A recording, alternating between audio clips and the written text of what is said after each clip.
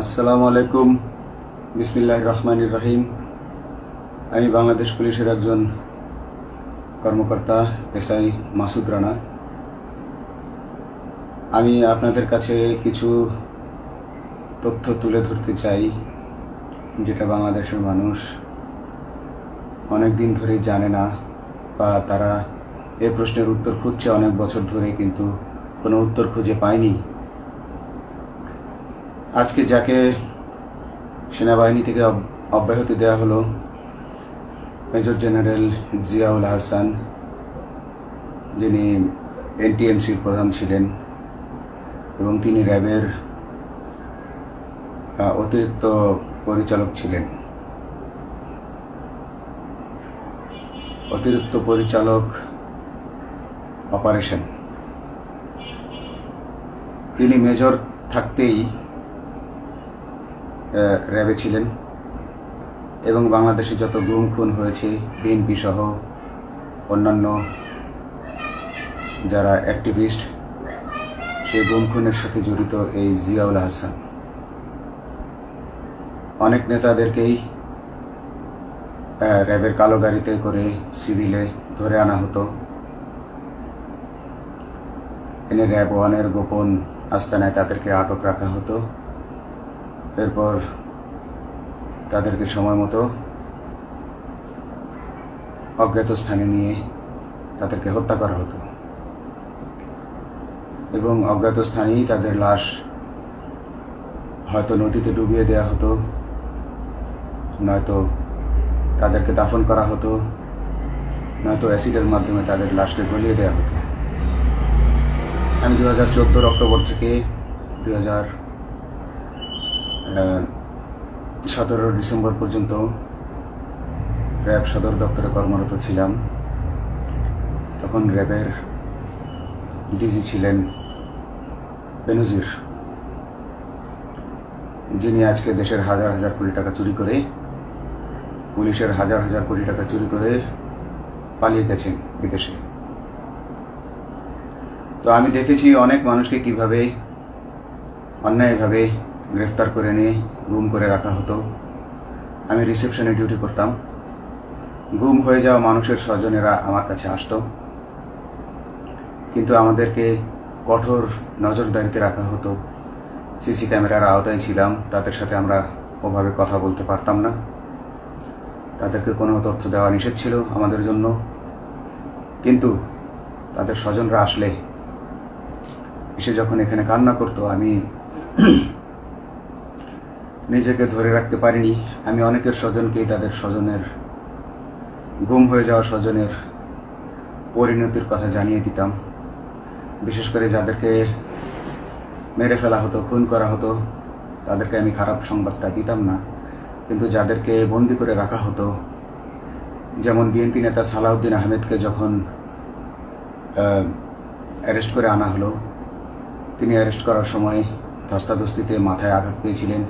তাকে র্যাব ওয়ানের গোপন কক্ষে আটক করে রাখা হয়েছিল দীর্ঘদিন। এরপর তাকে এক সময় ভারতে পাচার করে দিয়ে আসা হয়। তাকে অজ্ঞাত কারণে হত্যা করা হয়নি। তার ফ্যামিলি এসেছিল, তার স্ত্রী হাসিনা আহমেদ, তার ভাই গিয়াসউদ্দিন আহমেদ। ওনারা আমার কাছে বেশ কয়েকবার এসেছেন। আমি কয়েকদিন ওনাদের এই উদ্বেগ, উৎকণ্ঠা, আমার সামনে বসে কান্নাকাটি দেখে আমি থাকতে পারিনি। আমি ওনাদেরকে কৌশলে আমার ফোন নাম্বার দিয়ে আমি ওনাদের সাথে দেখা করে ওনাদেরকে জানিয়ে দিই যে সালাউদ্দিন সাহেবকে হত্যা করা হয়নি, উনি জীবিত আছেন এবং ওনাকে হত্যা করার সিদ্ধান্ত নেওয়া হয়নি। এই সিদ্ধান্তগুলো জেনে নিতেন তিনি হচ্ছেন বর্তমানে মেজর জেনারেল জিয়াউল হাসান, যাকে আজকে অব্যাহতি দেওয়া হয়েছে। শুধু অব্যাহতি যদি দেয়া হয়, তাকে যদি বিচারের মুখোমুখি করা না হয়, তাহলে এই আন্দোলনের, এই স্বাধীনতার কোনো মূল্য থাকবে না। আমি আজকে আর কাউকে ভয় পাই না। আমি আজকে বিশ্বাস করি যে আজকে আমাকে এই সত্য বলার জন্য কেউ গুম করে দিতে পারবে না, এই সত্য বলার জন্য কেউ আমাকে অ্যারেস্ট করবে না। সেই কারণে আমি বুকে সাহস নিয়ে আজকে কথাগুলো বলছি। আপনারা যারা বিএনপি নেতা ইলিয়াস আলীর অপেক্ষায় আছেন, তাদের জন্য দুঃখজনক সংবাদ। তাকে অনেক আগেই হত্যা করা হয়েছে। তাকে পতেঙ্গা সমুদ্র সৈকত দিয়ে কড়া পাহারায় সাগরের মাঝখানে নিয়ে স্পিডবোটের মাধ্যমে মুখে পলিথিন পেঁচিয়ে হত্যা করে, তার পেট ছুরি দিয়ে ছিদ্র করে, তাকে পাথর দিয়ে বেঁধে সাগরে ডুবিয়ে দেওয়া হয়েছে। শুধু ইলিয়াস আলী নয়, অনেক নেতার সন্ধান যারা আজও পাননি। কিছু মানুষ তো ঘর থেকে উদ্ধার হয়েছে, কিন্তু যাদেরকে আপনারা পাননি তাদের সবার এই করুণ পরিণতি হয়েছে। আমি যদিও তারা এই কাজগুলো গোপনে, অতি গোপনে করত এবং র্যাবের অন্যান্য শাখার কর্মরত কর্মকর্তা কর্মচারীরা এটা জানতো না, কিন্তু আমি অত্যন্ত বিচক্ষণভাবে আমি এই খবরগুলো নিতাম, কারণ আমি জানতাম এগুলো একদিন আমি প্রকাশ করতে পারবো। এবং এই দিনটার অপেক্ষায় ছিলাম আজকে এত বছর, মানুষের কাছে সত্য প্রকাশের। বাংলাদেশের মানুষ জানুক যে কারা খুনি, কারা এত মানুষকে গুম খুন করেছে, এই দেশ থেকে এই দেশে ত্রাসের রাজত্ব কায়েম করেছে। তারা মাদকের ক্রস ফায়ারের নামে যে হত্যা ট্র্যাডিশন চালু করেছিল, এই ট্র্যাডিশনের উদ্দেশ্য ছিল বিরোধী দলের লোকজনকে হত্যা করা। কারণ পুলিশ এবং সেনাবাহিনীর অনেকেই মানুষ হত্যা করতে ভয় পেত, তারা এটাতে অভ্যস্ত ছিল না। অনেকেই অনেক সাহসী, কিন্তু একটা মানুষকে হত্যা করার পর তারা আর ঘুমাতে পারতো না, তাই তারা এসব কাজ করতো না। কিন্তু খুনে হাসিনা কিছু মানুষকে এভাবে হত্যা করতে করতে পুরস্কৃত করার মাধ্যমে হত্যা করতে অভ্যস্ত করে ফেলে। তারাই এই গ্রেফতারকৃত, এই গুমকৃত মানুষদেরকে গুলি করে হত্যা করত। এবং তারা এতটাই নিষ্ঠুর যে তারা এক একজন কয়েক শত করে হত্যা করেছে। এবং এই মানুষগুলোর সংখ্যা বেশি নয়, কারণ সবাই লাশ দেখতে পারে না। একটা মানুষকে খুন করার পর লাশের যে ছটফটানি এবং মাথায় গুলি করার পর মাথার যে বিকৃত অবস্থা, এই জিনিসগুলো আমাদের অনেকেই আমরা সহ্য করতে পারি না। তাই আমাদের মধ্য থেকে কিছু হায়নাকে বেছে নিয়ে তারা একটা টিম গঠন করে। তাদেরকে র্যাব সদর দপ্তরে বেনজির আহমেদ প্রতি মাসে পুরস্কার দিতে ডাকতেন, এবং প্রত্যেকটা র্যাবের বিভিন্ন শাখায় এরকম দু একজন রাক্ষস ছিল যারা মানুষকে শ্যুট করত, গুলি করত, হত্যা করত এবং গুম করত। তারা এখনো আছে। তাদেরকে আমি নতুন সরকারের কাছে দাবি জানাবো, তাদেরকে বের করতে হবে, তাদেরকে বিচারের আওতায় আনতে হবে। না হলে এত শহীদের বিনিময়ে যে ফ্যাসিবাদ থেকে, যে স্বৈর শাসন, যে খুনি হাসিনার হাত থেকে আমরা মুক্তি পেয়েছি, সে মুক্তির প্রকৃত মূল্য আমরা পাবো না, প্রকৃত স্বাদ আমরা পাবো না। এই খুনিদেরকে বের করতে হবে, এই খুনিদেরকে বের করে আইনের আওতায় আনতে হবে। বাংলাদেশ পুলিশ কখনোই গুলি করতে অভ্যস্ত ছিল না। আপনারা জানেন একসময় পুলিশ যে গুলি করতো না, এটা নিয়ে অনেক ব্যঙ্গচিত্র ছাপা হতো পত্রিকাগুলোতে, যে গুলি না করতে গুলি খেলনার বন্দুকে পরিণত হয়েছে। তো কিন্তু সেই নিরীহ পুলিশকে রক্তপিপাসু হিসেবে শেখ হাসিনা তৈরি করেছে। তবে সবাই নয়, কিছু কিছু মানুষ আপনারা দেখেছেন, এবং এই আন্দোলনের ভিডিও ফুটেজ দেখলেও দেখবেন যে কয়েক শত পুলিশের মধ্যে কেবলমাত্র কয়েকজনই জনতার দিকে গুলি ছুড়ছে। তো আপনারা ঢালাওভাবে পুলিশকে আপনাদের আক্রমণের নিশানা বানাবেন না। নতুন সরকার অবশ্যই এর বিচার করবে। আমি আশাবাদী নতুন সরকারের কাছে। তারা যদি আমার কাছে কোনো তথ্য চায়, আমি তথ্য দেব ইনশাল্লাহ।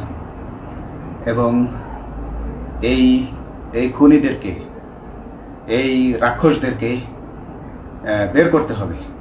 প্রতিটি গুমের, প্রতিটি হত্যার সুষ্ঠু তদন্ত করলে এগুলো বের হয়ে আসবে বলে আমি আশা করি। এবং আমি চাই এরা ধরা পড়ুক, এদের বিচার হোক, না হলে এরা যুগে যুগে এই রাক্ষস যুগে যুগে রয়ে যাবে, আমাদের মাঝেই তারা লুকিয়ে থাকবে এবং যুগে যুগেই তারা মানুষের রক্ত পান করেই যাবে।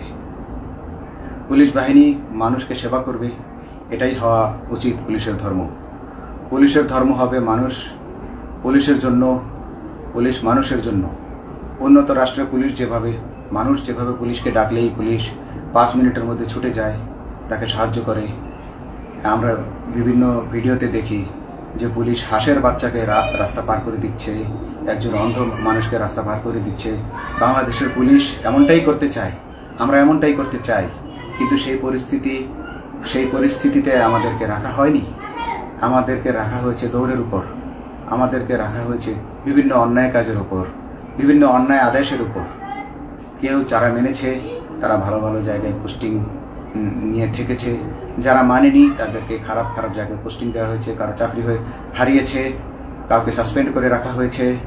আমি নিজেও একজন এমন বৈষম্যের শিকার, অন্যায় মিথ্যা মামলার শিকার হয়ে আমি নিজেও বর্তমানে সাসপেনশন অবস্থায় আছি এবং এই সাসপেনশন অবস্থায় থেকে আমি আল্লাহর কাছে শুকরিয়া জানাই, কারণ এই সাসপেনশন থাকার কারণে আমি ছাত্র জনতার আন্দোলনের সাথে সংযুক্ত হতে পেরেছি। আমি সবসময় আল্লাহর কাছে দোয়া করেছি যে আল্লাহ, তুমি আমাকে মুজাহিদ হিসেবে কবুল করো, আমাকে জিহাদ করার তৌফিক দান করো এবং আমাকে শহীদের মৃত্যু দান করো। এবং আল্লাহ আমার দোয়া কবুল করেছেন। আমি ছাত্র জনতার সাথে এই জিহাদে অংশগ্রহণ করেছি, ছাত্র জনতা সফল হয়েছে। আমি গর্বিত আমি এই আন্দোলনে একজন পুলিশ অফিসার হয়েও আমি অংশগ্রহণ করতে পেরেছি।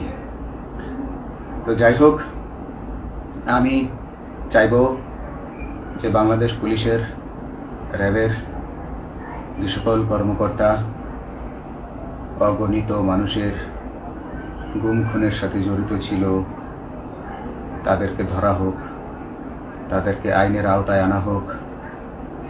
আমাদের মতো অনেক অফিসার আছি যারা এসব কুকর্মের সাক্ষী, আমরা সাক্ষ্য দেব। আমরা এখন আর ভয় পাই না। আমরা আসলে যে ভয় পেয়েছি তা নয়, আমাদের বাহিনীতে টিকে থাকাটা জরুরি ছিল। জনগণের স্বার্থেই আমাদের বাহিনীতে থাকা জরুরি ছিল, কারণ আমরা যদি বাহিনী থেকে আউট হয়ে যেতাম তাহলে এসব তথ্য আমরা জানতে পারতাম না এবং জনতার কাছে পৌঁছাতে পারতাম না। জনতার কথা বলতে হলে, জনতার সাথে থাকতে হলে আমি পজিশনেও থাকতে হবে। এই জন্য অনেক কিছুই প্রকাশ করিনি, কারণ আপনারা ভালো মতোই জানেন যে অনেক সেনাবাহিনীর মেজরকেও গুম করে দেওয়া হয়েছে যারা মুখ খুলেছে। আমি তো একজন সামান্য সাব ইন্সপেক্টর, আমাকে গুম করে দেওয়া তাদের 1 সেকেন্ডের ব্যাপার ছিল। তো আমি এখন বিশ্বাস করি যে এখন সেই কালো মেঘ সরে গেছে আকাশ থেকে, আকাশ মুক্ত হয়েছে, এই দেশ জালিমের শাসন থেকে মুক্ত হয়েছে। আল্লাহ তাআলা আমাদের উপর রহমত বর্ষণ করেছে।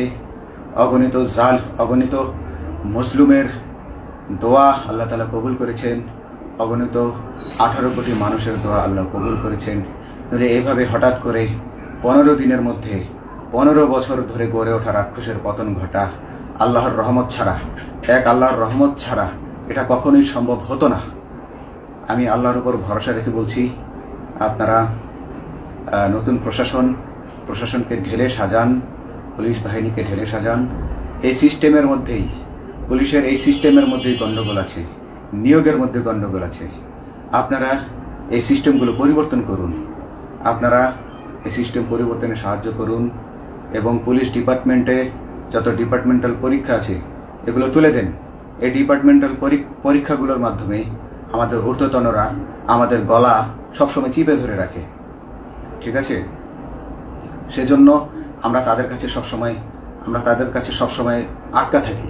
এজন্য আমরা অনেক কিছু বলতে পারি না, অন্যায়ের প্রতিবাদ করতে পারি না। তো এই সিস্টেম পরিবর্তন জরুরি। ডিপার্টমেন্টে কোনো পরীক্ষা থাকা যাবে না। কনস্টেবল হতে যারা একটা নির্দিষ্ট সময় পর তার বিভিন্ন কোর্স করানোর মাধ্যমে তার প্রমোশন হতে হবে। সাব ইন্সপেক্টরে ভর্তি হয়ে 5 বছর পর ইন্সপেক্টর হিসেবে পদোন্নতি পাবে, তার 5 বছর পর সহকারী পুলিশ সুপার হিসেবে পদোন্নতি পাবে। এভাবে আইন পরিবর্তন করতে হবে। তাদেরকে দক্ষ করে গড়ে তোলার জন্য বিশেষ কোর্সের আয়োজন করতে হবে এবং সৎভাবে বাঁচার জন্য সঠিক বেতন কাঠামো এবং ভালো কাজের জন্য পুরস্কার এর ব্যবস্থা করতে হবে। বিভিন্ন যে চোরাই মাল মাদক উদ্ধারের জন্য সেক্ষেত্রেও বিশেষ পুরস্কারের ব্যবস্থা থাকতে হবে এবং বাসস্থান এবং যানবাহন, পুলিশের যেই ব্যয়টা হয় সেটা হচ্ছে বাসস্থান এবং যানবাহন। পুলিশ আমরা নিজের বেতনের টাকা দিয়ে মোটরসাইকেল কিনে চাকরি করতে হয়, এই বিষয়টা যেন না করতে হয় এবং সরকারি বাসস্থান যদি আমাদেরকে দেয়া হয় তবে আমরা বেতনের টাকা দিয়ে আমরা মানুষকে সেবা দিতে পারবো, সৎভাবে চলতে পারবো এবং দেশের মানুষকে সন্তুষ্ট করতে পারবো ইনশাআল্লাহ।